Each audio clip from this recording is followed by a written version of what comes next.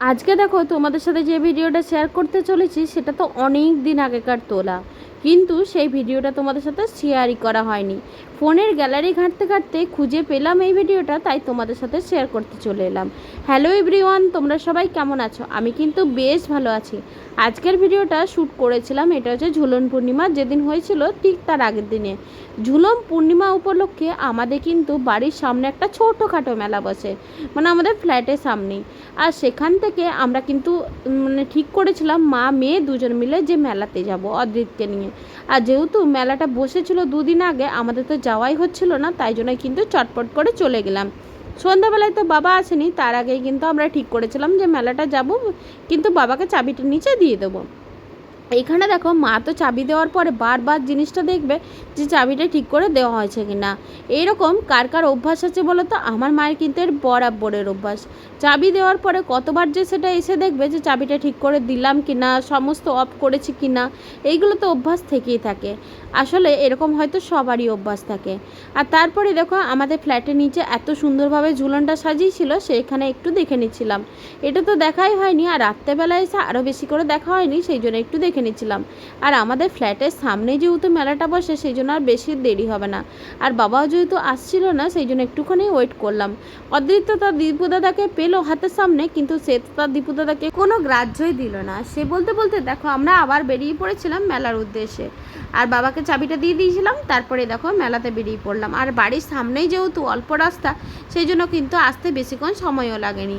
আর অদ্রিত মেলায় আসবে বলে ও ভীষণ খুশি, ও সমস্ত রাস্তা বকতে বকতেই আসছে।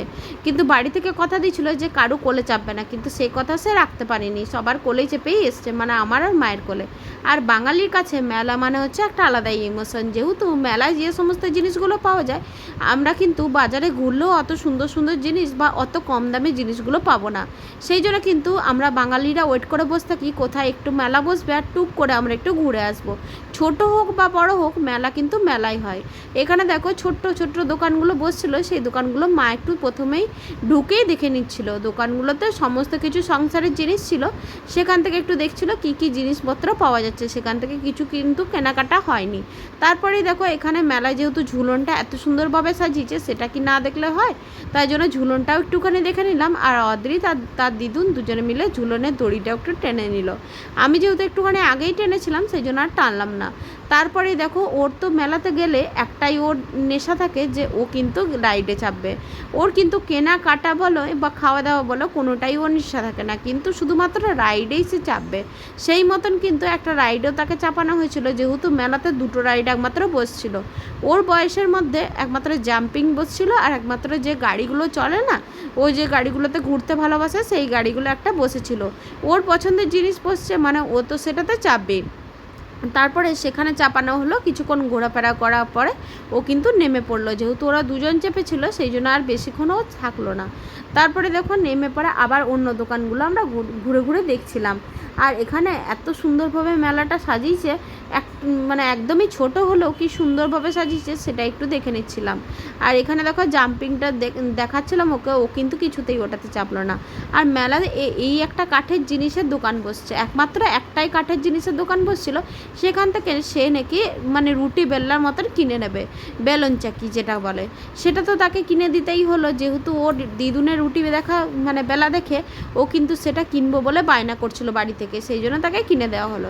তারপরে দেখো এই ভাইরাল ক্লিপগুলো আমি দেখছিলাম, ওগুলো যেহেতু আমার কাছে নেই, সেই জন্য আমি নিয়ে নিলাম। আর আমার কাছে কিন্তু সমস্ত ধরনের ক্ল্যাচার মোটামুটি আছে, কিন্তু এই ক্লিপগুলো ছিল না, সেই জন্যই নিলাম। আর তারপরে ব্যাগের দোকানে এলাম, কিন্তু ব্যাগ আর মনের মতন পছন্দ হলো না, যেহেতু একটাই ব্যাগের দোকান বসছে সেই জন্য। আর ব্যাগ মানে মেয়েদের কাছে ব্যাগ তো মেলা থেকে নিতেই হবে, কিন্তু ব্যাগ যেহেতু পছন্দ হলো না, সেই জন্য আর চলে এলাম। তারপর স্টিকারের দোকানে ছিল, সেখানেও একটুখানি দাঁড়ালাম। আর এই যে ফুলের দোকানটা, ফুলের দোকানে এত সুন্দর সুন্দর ফুল ছিল, একটাই দোকান ছিল, কিন্তু ফুলগুলো এত সুন্দর লাগছিলো, চোখে কাটছিল যে সেটা তো আর বলার কথাই নেই। কিন্তু সেখান থেকে কিচ্ছু কিনলাম না, যেহেতু বাবা বাড়িতে গেলে ফুলের দোকান থেকে কিছু কিনলেই বকা দেবে, সেই জন্য আর কিনলাম না। তারপর একটা খাজা গজার দোকান থেকে, সেখান থেকে একটুখানি গাঠিয়া নিয়ে নিলাম। আর তারপরেই চলে এসেছিলাম আমরা কিন্তু খাবার দোকানে, সেখান থেকে একটা চিকেন পকোড়া প্লেট খেয়ে নিয়েছি, মানে নিয়ে নিয়েছিলাম, দিয়ে সেটা থেকে আমি খেয়ে নিলাম, যেহেতু মা চিকেন পকোড়া খাবে না, সেই জন্য।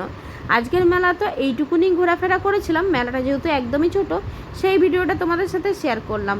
আর চিকেন পকোড়া দেখো আন্টিগুলো কি সুন্দরভাবে চিকেন পকোড়াটা বানাচ্ছিল। চিকেন পকোড়াগুলো কিন্তু এই মেয়েগুলোই বানাচ্ছিল, খুব সুন্দর বানিয়েছিল। সেগুলো খেয়ে বাড়ির উদ্দেশ্যে রওনা দিয়ে দিলাম। আজকের ভিডিওটা কেমন লাগলো সেটা জানাবে, যদি ভালো লাগে লাইক কমেন্ট শেয়ার করে দিও। টাটা সকলকে, সবাই ভালো থেকো, সুস্থ থেকো।